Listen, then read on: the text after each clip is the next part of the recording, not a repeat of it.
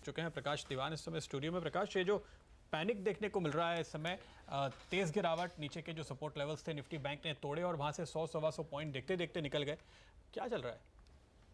I think financial system में जो nervousness है प्रदीप, वो जाहिर है।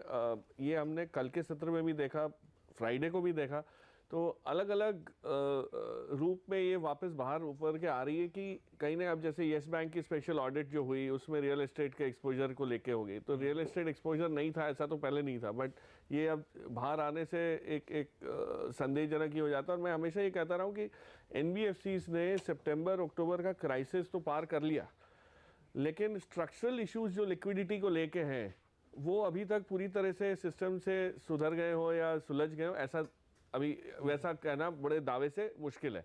और उस लिहाज से जो मार्च एंड के नंबर्स हैं उनको बहुत आपको बारीकी से देखना पड़ेगा, समझना पड़ेगा, फिर कॉल लिया जा सकता है। और येस बैंक जब 275-80 था तब मैंने ये खास कहा था कि मेरा बाइंग प्राइस ये 235 आता है तब होगा, क्योंकि जो इम्पैक्ट होना है एनपीएस को लेके या किचन सिंकिंग की हमने बात की या जो भी इस टाइप की चीज़ें आ रही, क्योंकि कई एनबीएफसी लिक्विडिटी सीपीज रोल नहीं कर पा रहे, नए सीपीज इशू नहीं हो पा रहे।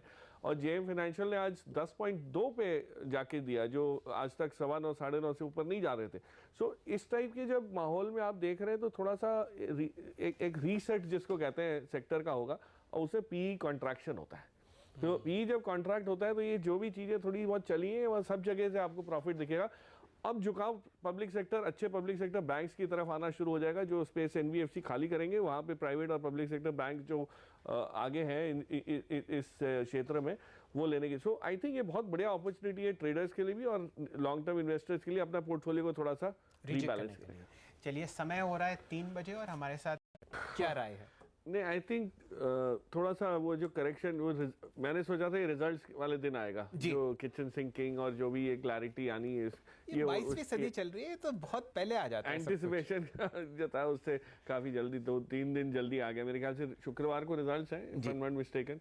आपकी बात बाजार बहुत सीरियसली लेता है। नहीं लिया लोगों ने, इनफैक्ट 260-70 में भी लोग एंट्री जब ले रहे थे, क्योंकि तब जोश अलग था, वो जो 300 का जो मुकाम दिख रहा था। और आज भी मैं कह रहा हूँ कि लॉन्ग टर्म में वो अभी भी आने की पूरी गुंजाइश है from a very simple price to book value equation. लेकिन अभी जो मार पड़ना है या जो करेक्शन होना है वो आप उसको झेल लीजिए। और ये हो सकता है कि जिस हिसाब से गिरा है रिजल्ट वाले दिन, उतार चढ़ाव में वॉलिटिलिटी की वजह से ये वही 220-225 की जोन में रहे, लेकिन I think this is a good buying window जिसको लॉन्ग टर्म बेसिस पे लेना। तो आप धीरे धीरे करके इसको आप 230 रुपए पे खरीदना शुरू करेंगे और कहां तक नीचे खरीदते रहेंगे? आई थिंक नीचे के साइड में अगर कोई एडवर्स न्यूज आ गई जो हम लोग को कोई अनुमान ही नहीं है जिसका, तो फिर गिरावट काफी गहरी हो सकती है। But otherwise on a moderate basis ये 220-225 की जोन जो है, this is a good starting point.